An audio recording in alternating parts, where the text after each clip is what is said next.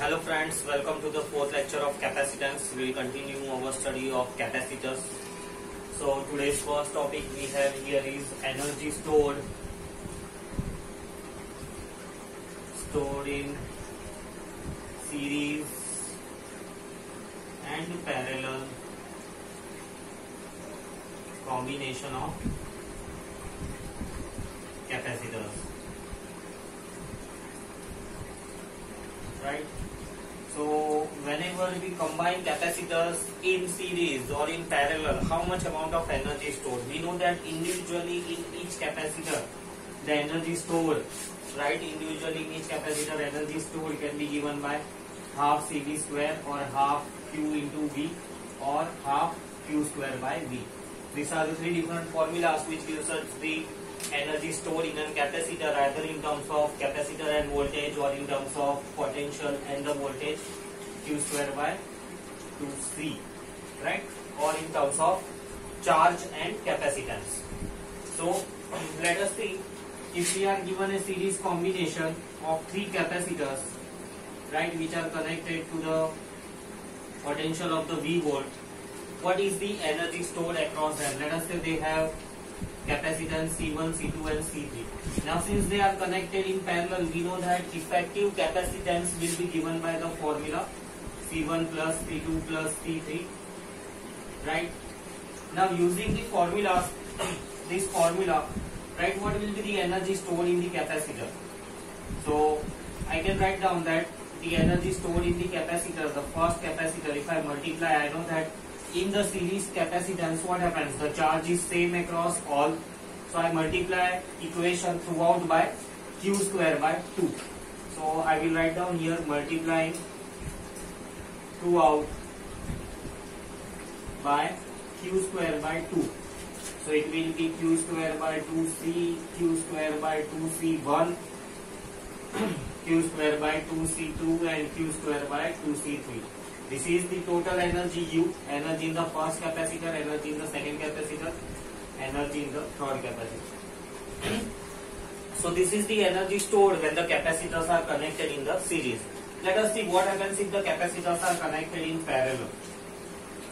So if I combine capacitors in the parallel, right, 1, 2 and 3 capacitors I have, C1, C2 and C3. So for these capacitors, when they are connected in parallel,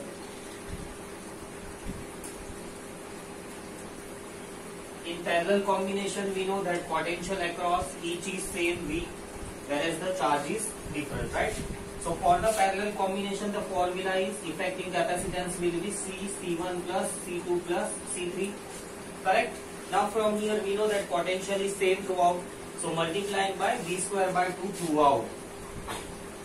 Multiplying by V square by 2 throughout. So it will be half CV square, half C1 V square, half C2 V square plus half C3 V square. This again nothing but total energy is U1 plus U2 plus U3. What do we conclude?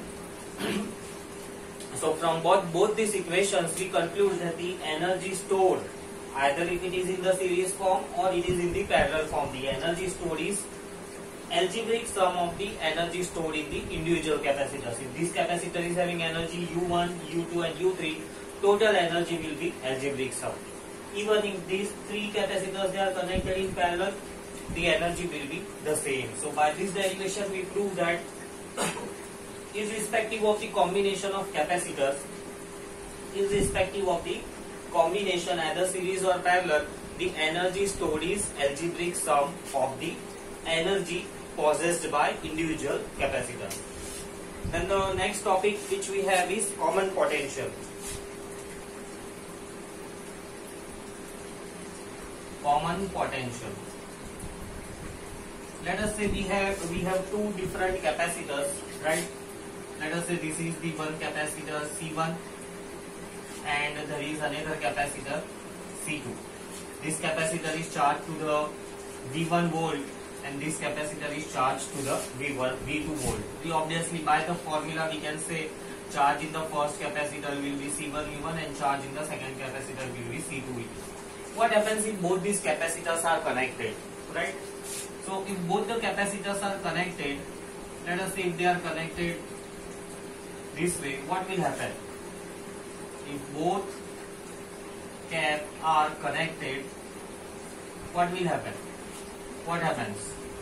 Right? Charges get redistributed. What do you mean by charges get redistributed? Let us say in case C1 is greater than C2, right? Capacity of C1 is greater than C2, then what will happen? This will lead that C1 will charge C2. That means C1 will send charges to the C2. This is just like charging, right? You connect a external power supply to the mobile. What happens? External power supply has a higher voltage, so it will start charging your mobile phone. Similarly, whichever capacitor is larger will start giving the charge to the smallest capacitor, and opposite will happen if C2 is greater. So if C2 is greater, then C2 will charge C1. So this thing is observed. Now during this charging, let's say if the charging is completed, so after long interval of time, right, when the charging is completed, charges are redistributed. So what do we conclude? That the charge on the 1 will be equal to charge on the 2, right? Charge on the first capacitor will become the charge on the second capacitor. Both the capacitors will have, no, wrong. Both the capacitors, after a long interval of the time, right, voltage on both the capacitors will become equal. After a long interval of the time, they will achieve same potential. This distribution of the charges appears in order to attain the same potential across them. What will be that same potential? So let us see that. Initially, the common potential. Initially, what was the charge? Initial charge. Initial charge, let us say Qi was Q1 plus Q2, that is P1 V1 plus P2 V2, correct? And final after connecting them, right, what will be the final charge? So final charge is C1V plus C2V, right, because the potential of C1 is also become V and C2 has also become V, so this is the final charge. Now we know that in such type of the sharing or such type of the connection, charges are conserved. Charges is never lost, charges are never produced and neither destroyed, right, just transferred from one to the other. So ultimately we can conclude that initial and final charging was same. If we compare them, then we can obtain the equation of the common potential that has been attained by this C1 V1 plus C2 V2 upon C1 plus C2. This is the common potential attained by the two capacitors. Let us see once again. Right, if the two capacitors having different capacities, different potential, different charges, if they are connected together, what will happen? The sharing of charges will occur. Sharing of charges will continue till both the capacitors attain common potential. The common potential attained is how much? Let us see that. In order to obtain the equation for the common potential, we use this. Right, initial charge was C1V1 plus C2V2, that is Q1 plus Q2. And final charge C1V plus C2V. We know that charges are conserved, so charges are never lost, hence we can write down initial and final charges are same. So ultimately the potential attained is this. So can we say that connection of the capacitors results in sharing of energy without any loss of energy? When capacitors are connected such way, can we say that the energy shared by them without any loss? No. Energy is never shared completely. When two capacitors are connected such a way, energy is not shared. There is some loss of the energy. Let us see that. What does this mean? Loss of energy on sharing charges.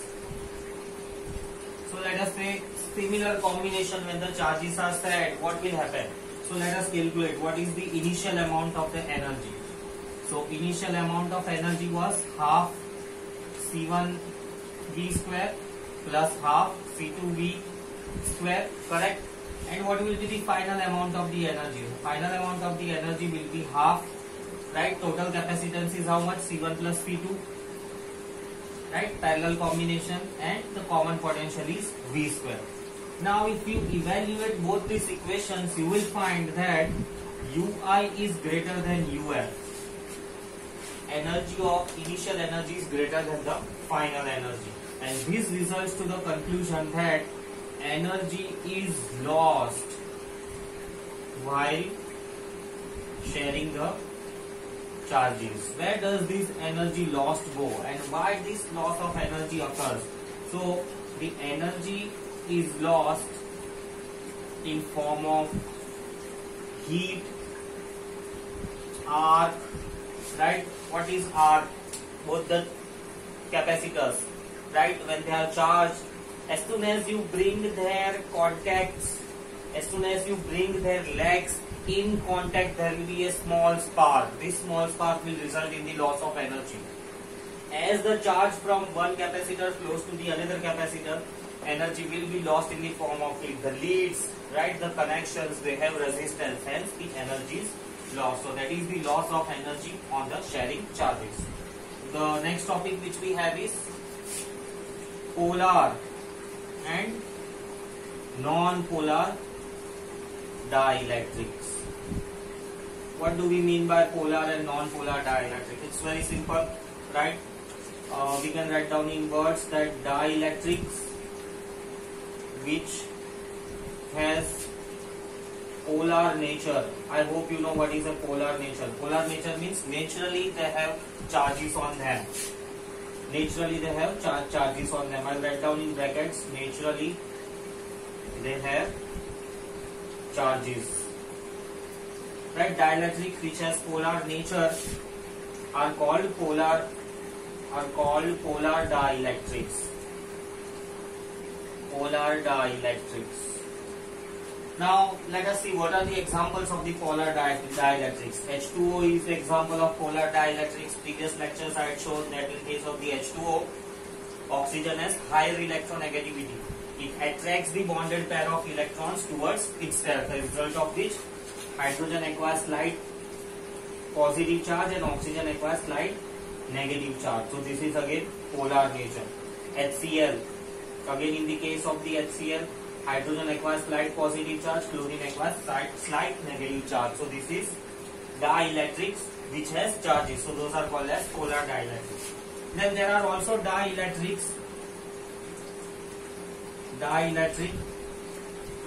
which do not have any charge.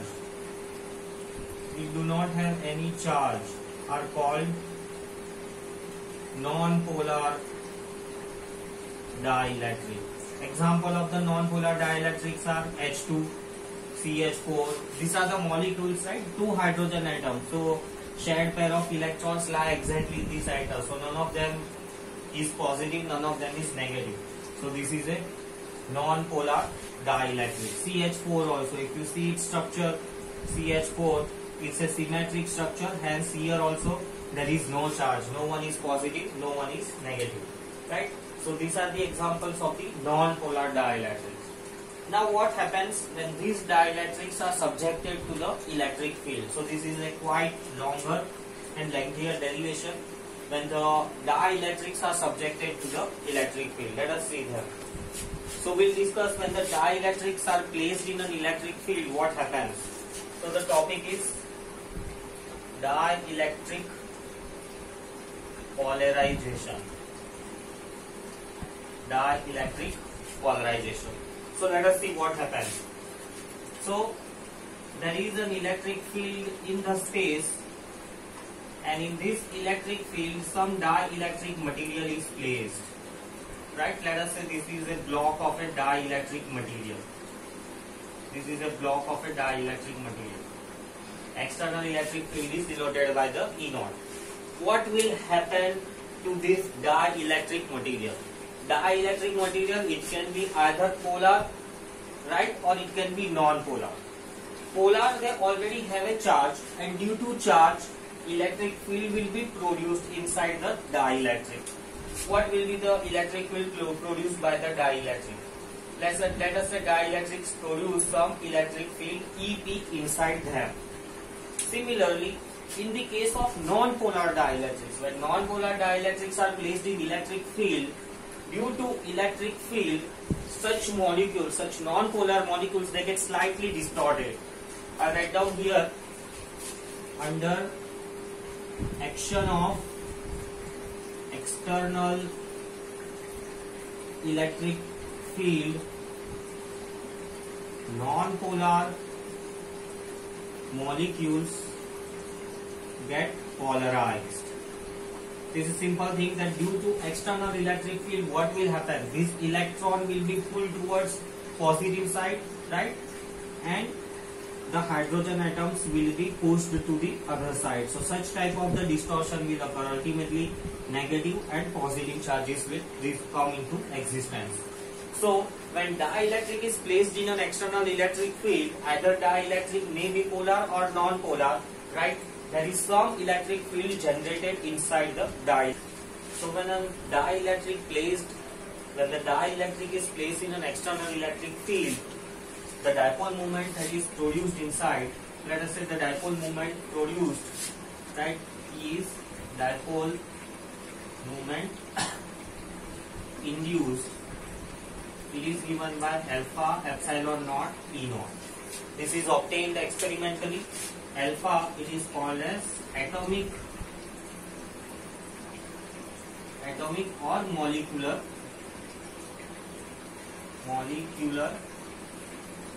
polarizability, and its SI unit is meter cube. So this is the dipole moment produced, right, when the dielectric is placed inside. Now let us say that there are n molecules per unit volume, right? There are n number of molecules per unit volume, and each molecule has dipole moment q into x. Let us say this molecules, it gets slightly distorted through the distance x and charge q is developed, so it will have a dipole moment qx. Then the dipole moment density, which is, this is a small p, this is denoted by a small p. So this dipole moment density, so now from this we get dipole moment density,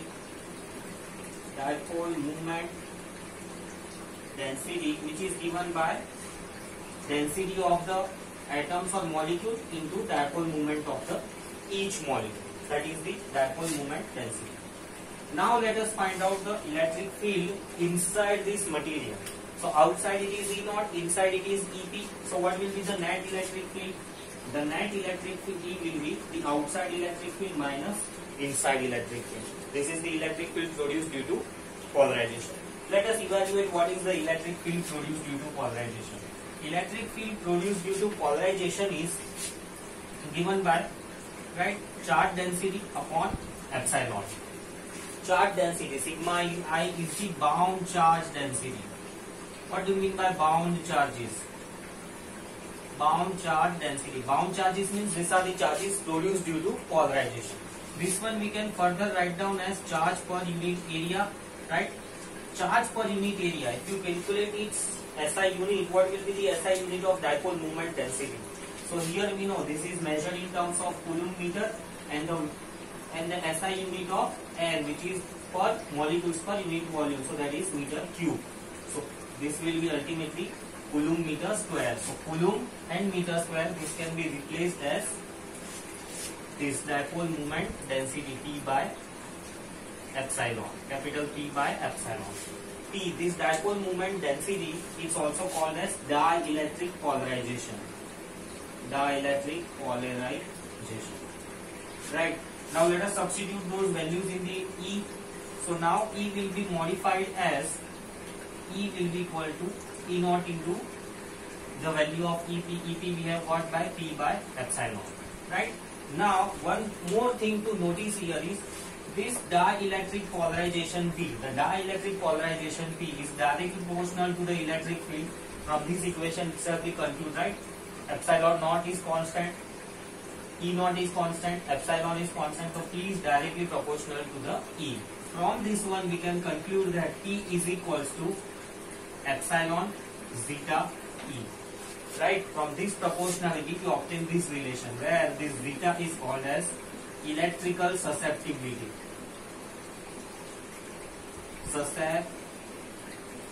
What do you mean by electrical susceptibility? Electrical susceptibility means it is a strength to withheld, or you can say to store electric field. Right? How much amount of electric field or electrical energy can store inside? That is the electrical susceptibility. Right? This thing, if we substitute again in the equation, the equation get modified as E naught into the value of P. P can be substituted as epsilon zeta E by epsilon. So the equation is E naught minus zeta E, right? E plus zeta E is E naught. If we take out E common, 1 plus zeta E naught, and 1 plus zeta is epsilon naught by E, and epsilon naught by E is nothing but K, dielectric constant. So this is the relationship between the susceptibility and the dielectric constant. What is dielectric strength?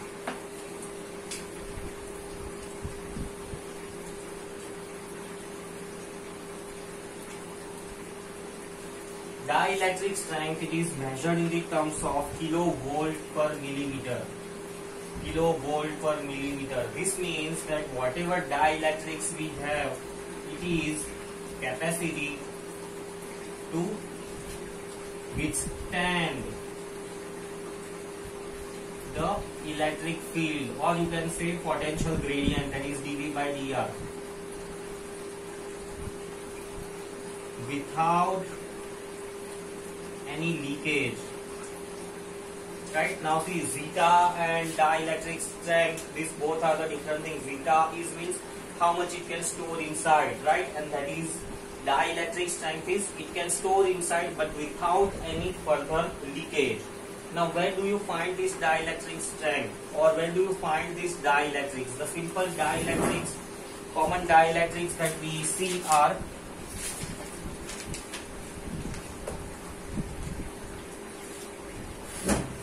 we have this natural rubber, right? Natural rubber,